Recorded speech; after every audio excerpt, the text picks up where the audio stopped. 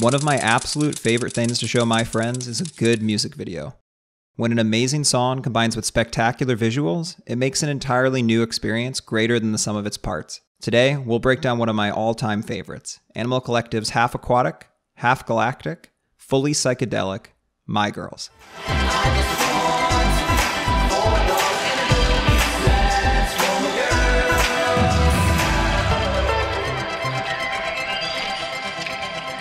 Before we can dig into the video and how it was made, it's important to understand that Animal Collective are known for making music that's, well, a bit different.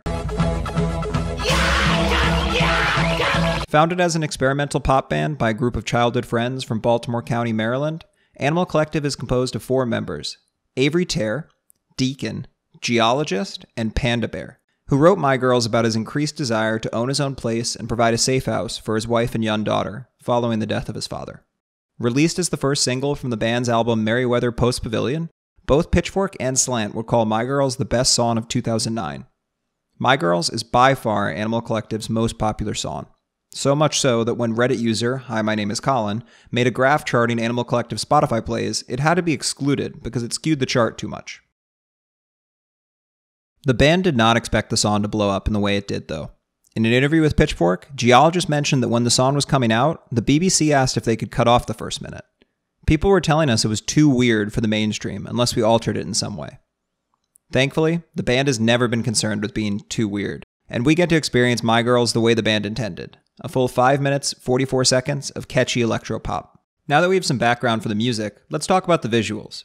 When I started researching, I couldn't find much out about the video, but 2 names in the credits stood out: editor Chad Von Now and animator John Vermiglia. So I decided to go right to the source and sent them both emails with a few questions, which they were kind enough to respond to. John was a cartooning student at New York School of Visual Arts and had just finished the artwork for Animal Collective's Crackbox Live set when the band asked if he'd want to do a music video. John said yes, but having never made a music video before, he knew he needed help. So he reached out to a friend whose video work he liked, fellow SVA student Chad Von Now. Animal Collective provided John and Chad with some reference material and footage of the band performing in green bodysuits. The band gave the duo a lot of creative freedom, but wanted a trippy outer space or undersea vibe. To keep things simple but interrelated, they came up with the idea of having space bodies in water and water bodies in space. John and Chad snuck into the SVA computer lab after hours to work on the video, often staying until sunrise. The only animation John knew how to do was rotoscoping, a technique where animators draw frame by frame over a video reference. But this posed a problem, as the song being 5 minutes 44 seconds meant the 24 frames per second video would be composed of over 8,000 frames. With a tight deadline of 1 month, the duo needed to find creative ways to save time. One such way was how they structured the video.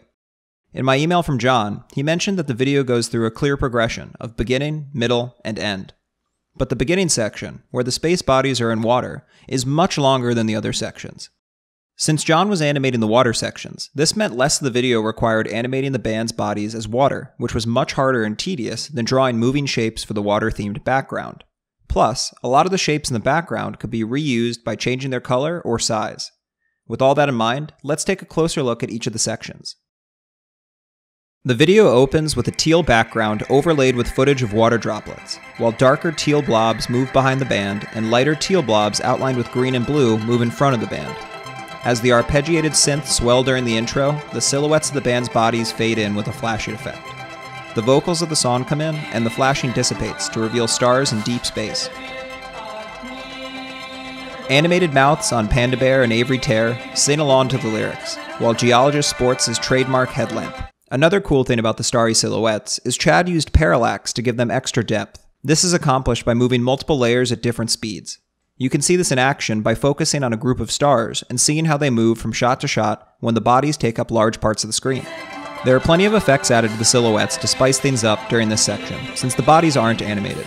For example, the borders of the band glow in sync with the vocals, which bleeds onto the shapes in the background. And the stars within each band member sequentially change color right before the first background color palette switch. A jump cut nicely synchronized with the song changes the color palette. A pink background bubbles with orange and yellow shapes outlined with red and green. The direction the shapes are moving changes as well, accentuating the cut. The stars change color to match the new color palette. during this color theme, you can see the band's musical contributions get highlighted with a colorful flash. I really like this one that fills Panda Bear's entire body after a cymbal crash. Another well-timed jump cut changes the color palette. This time to an orange-red gradient background and orange and yellow shapes. The direction of the moving shapes changes once again, and this time the shapes themselves. The darker background ones are triangles, while the foreground ones are rombi. So far, the background has been fairly consistent, composed primarily of John's flowing rotoscope shapes, but at 3.5 minutes, the camera zooms out a bit and reveals a spinning cube sucking up liquid, covered with stars and a colorful aurora, which Chad made from the Arabesque screensaver that comes with Macs. John mentioned in his email that Chad came up with a bunch of innovative ideas for the video, but that the cube was his favorite. Chad achieved the effect by spinning a milk carton covered in paint, then playing the footage in reverse. It looks great, and took barely any time and money to make. The first time I saw it, I actually thought it looked like a castle that was rotating, and the stars were the sky above the battlements. While the bodies are still space-themed, they change from stars to purple light trails. This is the first time we see a transition from stars into light trails, but it won't be the last, as a button press explosion blows away the background and we reach the middle section of the video. This section begins right as the final two choruses of the song start, and is the only part of the video where the band is not on screen, besides the very beginning and the very end. It starts with stars slowly drifting towards the screen. As the stars pick up speed, they begin to morph into purple trails. The aurora used on the milk carton fades in as the trails zip past. Overall, this section serves as a quick way to bridge the gap between the two themes, water and space. But it also relates the video to the idea the song is trying to convey, of a person going through a change within themselves. After a jump cut on a cymbal crash, the band's transformed bodies are revealed. Composed of a bubbling, dripping liquid with the color palette of the first water theme, their silhouettes stand out against the starry aurora behind them. This section is where John's work stands out the most, as his cartoonish rotoscoping captures all the subtleties of the band's movements. The end of the song is especially cool, as John gets to show off his cartooning prowess by having the band's bodies playfully drip down off their instruments and into the cosmos. All that remains are the instruments, which flicker a bit before vanishing, bringing the video to a close. Overall, the vibrant colors, snappy editing, hand-drawn animation, and amazingly catchy music combine to make a wonderful viewing experience, whether it's your first time watching or your 50th. But finding out that it was made by two students sneaking into their school computer lab and putting everything they had into making it makes this video even more special to me. To top it all off, Chad sent me a screenshot of the YouTube homepage from the day the video came out. Truly a piece of internet history. Thanks for watching this episode of Seth Loves to Talk. Be sure to subscribe and leave a comment about what piece of internet pop culture you think I should talk about next. I really can't thank John and Chad enough for taking the time to respond to all my questions. I feel incredibly lucky to be able to have new information about this video over 11 years after it's come out. Since working on My Girls, Chad has worked many jobs in both video production and web development, while John has gone on to have a very successful career as a freelance artist and illustrator, even working for shows like Adventure Time, Rick and Morty, and Apple and Onion, where he served as the art director.